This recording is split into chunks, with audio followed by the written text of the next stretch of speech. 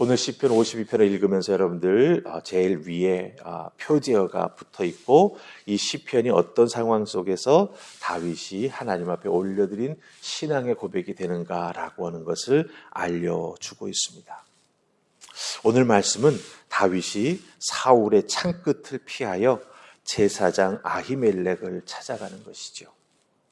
그곳에 찾아가서 아히멜렉이 주는 떡을 가지고 굶주린 배를 채우게 되는 상황입니다. 그런데 그 모습을 보고 에돔 사람인 도액이 사울에게 고자질하지요. 다윗이 제사장 아히멜렉을 찾아와 도움을 받고 있습니다. 자, 우리가 이 말씀을 가만히 상고하면 한 가지 마음속에 의문이 드는 게 있습니다. 그게 무엇입니까? 다윗은 하나님의 사람 아닙니까? 하나님의 마음에 합한 자가 다윗입니다. 그런데 다윗은 늘 도망 다녀야 하고 도망 다니면서도 어렵고 힘든 일들, 특별히 죽음의 그림자 앞에서 참 어렵고 힘든 일들을 경험한다라고 하는 거예요. 그런데 다윗은요, 이 죽음의 그림자 앞에서, 그 상황 앞에서 그 사람의 배반과 사람의 악함이 드러나는 그런 상황 속에서 절대로 주저앉지 않았습니다. 아무리 에돔 사람 도액이 사울 왕에게 다윗이 여기에 있다라고 고자질해도, 악한 말로 다윗을 공격해도 다윗은 다시 일어서고 있는 것을 오늘 시편 52편에서 우리가 발견합니다. 다윗은 믿음으로 승리합니다. 그렇다고 한다면 우리가 시편 52편의 이 말씀을 쭉 읽어 내려가면서 이 다윗의 신앙 고백을 통해서 우리는 이 말씀 속에 담긴 하나님의 음성을 어떻게 들어야 하는가? 이 말씀 속에 담긴 나를 향한 하나님의 메시지는 무엇인가라고 하는 걸 우리가 깊이 생각해 보아야 할 것입니다. 그래서 그 메시지, 그 하나님의 음성을 듣고 우리에게 적용할 수 있는, 아니 더 좁혀서 나에게 적용할 수 있는 말씀은 무엇인가를 우리가 깊이 상고해 보아야 한다라고 하는 거지요. 우리가 52편 말씀 1절로 9절까지 한 번 읽었습니다마는 이 새벽기도 마치고 한 번 집에 돌아가셔서 다시 한번 읽어보시기 바랍니다. 그렇다고 한다면 분명히 하나님께서 여러분에게 들려주시는 하나님의 음성이 있는 줄 믿습니다. 오늘 주신 이 새벽의 말씀과 여러분이 듣고 또 깨달은 하나님의 음성을 잘 하나로 만드셔서 오늘 여러분의 삶 속에서 적용하시면서 말씀의 은혜가 충만히 임하는 그 은혜를 맛보실 수 있기를 주님의 이름으로 축복합니다. 아멘. 자, 우리 오늘 말씀 속에서 우리가 발견할 수 있는 메시지, 첫 번 메시지는 2절과 4절 속에 담겨져 있습니다. 우리 3절은 읽지 않고 2절과 4절을 같이 읽습니다. 찾으셨죠? 자, 2절부터 읽습니다. 시작. 내 혀가 심한 악을 꾀하여 날카로운 삭도같이 간사를 행하는도다. 4절. 간사한 혀여 너는 남을 해치는 모든 말을 좋아하는도다. 아멘. 도액이 사울 왕에게 고자질합니다. 2절에서 그 고자질하는 그 내 모습을 혀다라고 표현을 하고 있습니다. 그런데 이 혀가 날카로운 삭도와 같다라고 말하고 있습니다. 날카로운 삭도와 같다. 여기서의 삭도라고 하는 것은 칼날이 시퍼렇게 서려는 그런 큰 칼을 말할 수도 있지만 그 가지고 있는 내용을 잘 살펴보면 오늘날 우리들의 삶의 주변에서 이 삭도와 같은 칼을 찾아볼 수가 있습니다. 그게 바로 커터칼입니다. 여러분들 커터칼 아시죠? 얇고 조그만한데 그렇죠? 너무너무 잘 듭니다. 정말 조금만 잘못하면 사용하다가 우리의 손끝을 베일 수 있을 만큼 아주 날카로운 칼입니다.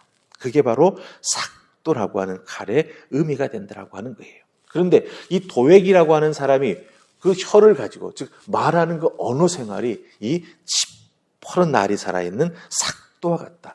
커터칼 같이 그 말로 사람을 베고 난도질한다라고 하는 거예요. 그 사람을 베고 난도질하는 게 어떤 의미가 있겠나? 4절 말씀 보시기 바랍니다. 뭐라고 말하고 있습니까? 간사한 혀여 너는 남을 해치는 모든 말을 좋아한도다. 이렇게 말하고 있습니다. 그 말로, 그 혀로 남을 해치는 말, 남을 모함하는 말, 다른 말로 바꾸면 사람을 살리는 말이 아니라 사람을 죽이는 말 하기를 좋아한다라고 말하고 있습니다. 특별히 여기서 해치다라고 하는 이 4절의 말씀은 삼킨다라고 하는 말로도 번역이 가능합니다. 사람이 자기의 말로 사람을 삼킨다라고 하는 것은 무엇을 의미합니까? 그 사람을 그 말로 아주 해코지를 한다라고 하는 것이죠. 말로 사람에게 큰 상처를 준다.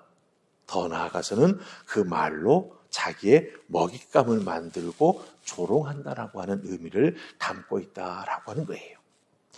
에돔 사람 도액으로 대표되는 이 세상의 사람들, 그 세상의 사람들은 그 입에서 나오는 말로 사람을 자르고 사람에게 상처를 주고 때로는 그 말로 죽음에 이르기까지 크게 아픔을 주기도 합니다. 여기서 우리는 믿음의 사람들인 우리들의 언어 생활, 우리들이 말하는 말의 습관을 한번 잘 살펴보아야 합니다. 도액은 에돔 사람입니다. 하나님의 선택함을 받은 하나님의 사람이 아닙니다. 근데 사울왕 옆에 붙어서 먹고 살면서 사울왕에게 아첨하는 말을 하고 그 아첨하는 말을 통해서 다윗을 죽이는 말도 서슴지 않고 하고 있다라고 하는 것이죠. 이 모습 속에서 이 도액과 대비되는 우리 믿음의 사람들, 하나님을 아버지라 고백하며 예수 그리스도의 구원의 은혜로 살아가며 말씀을 읽으며 은혜 받는 삶을 살아가는 우리들의 언어 생활은 어떠해야 되겠냐라고 하는 거지요. 언어 생활이라고 하니까 너무 거창해 보이죠. 나의 말하는 습관은 어떤가 우리가 살펴볼 필요가 있다라고 하는 것입니다. 특별히 우리 믿는 자들은요, 사람을 살리는 말을 해야 됩니다. 우리의 말로 사람을 살린다라고 하는 것은 다른 것 아닙니다. 우리가 성도이기 때문에, 우리가 그리스도인이기 때문에 우리가 주님의 언어, 주님이 공생의 3년 동안 무슨 말씀을 하셨는지를 성경을 통해서 잘 알고 있지 않습니까? 우리 주님께서 사람들을 만났을 때, 병자들을 만났을 때, 어려운 상황에 있는 사람들을 만났을 때 그들을 향해서 어떤 말씀을 하셨는지를 잘 기억하고 그 말씀을 나에게 맞게 소화하여 사용할 줄 아는 우리가 될 때, 여러분들, 우리들의 입술에서 나오는 그 말은 사람을 살리는 말이 된다라고 하는 것이죠. 그래서 이 도액처럼 사람을 정말 날카로운 삭도 말하는 것처럼 해서 해하는 그런 언어 생활을 조심하면서 주님의 모습을 닮아 우리들도 사람을 살리는 언어 생활을 해 나아가는 믿음의 사람 되실 수 있기를 주님의 이름으로 축복합니다. 아멘. 자, 우리가 또 한 가지 살필 수 있는 게 있습니다. 8절 말씀 보십시다. 8절입니다. 다 찾으셨습니까? 우리 같이 읽습니다. 시작. 그러나 나는 하나님의 집에 있는 푸른 감람나무 같으며 하나님의 인자하심을 영원히 의지하리로다. 아멘. 도액의 고자질로 말미암아 다윗은 정말 어려운 상황에 빠지게 되지요. 또 도망해야 되고 또 숨어야 합니다. 그런데 다윗은 그런 상황 속에서도 뭐라고 8절에 말하고 있습니까? 자기 자신을 나는 하나님의 집에 있는 푸른 감람나무 같으며 라고 말하고 있습니다. 이 감람나무는 올리브 나무를 의미한다고 합니다. 그러나 다윗은 하나님의 집에 있는 푸른 감람나무 같다고 말하고 있습니다. 이게 무슨 뜻입니까? 다윗은 자기 자신을 하나님의 집에 심겨져 있는 감람나무처럼 생각하고 있는 거죠. 즉 하나님께서 보호하시고 하나님께서 나와 동행해 주시고 돌보아 주신다라고 하는 믿음을 가지고 있습니다. 특별히 푸른이라고 하는 말을 썼어요. 푸른. 이 푸르다고 하는 말, 우리 초록색을 의미하는 거 잘 아시죠? 하지만 이 푸르다라고 하는 단어 속에는 또 다른 뜻이 있습니다. 그게 뭐냐면 아주 풍성하다. 네, 풍성하다. 그리고 이렇게 턱 보기에 고생을 많이 한 그게 아니라 사람이 이렇게 귀티가 흐른다라고 하는 표현이 있죠. 사람을 쫙 보았을 때 사람 참 귀하게 보인다라고 하는 그런 의미가 이 푸르다라고 하는 단어가 가지고 있는 그 히브리 단어의 의미 속에 담겨져 있습니다. 풍성하다. 턱 보기에 참 귀해 보인다라고 하는 그런 의미를 가지고 있다라고 하는 거예요. 도망 다니느라고 배고프고 죽음의 그림자 앞에서 늘 두려움에 살고 있지만 다윗의 영혼은 피폐해지지 않았다라고 하는 것입니다. 오히려 하나님이 나를 가꾸어 주시고 하나님이 나를 보호해 주시고 내 인생에 하나님께서 더욱더 많은 열매를 맺혀 주시며 이끌어 주실 거야. 이 믿음 가지고 다윗은 어렵고 힘든 순간순간마다 하나님 공급해 주시는 은혜를 통해서 하나님의 보호의 손길을 깨달아 알고 그 어렵고 힘든 시기를 이겨내며 나아가는 하나님의 사람이 되었다라고 하는 것입니다. 우리들의 인생에도 어렵고 힘든 일들이 찾아오지요.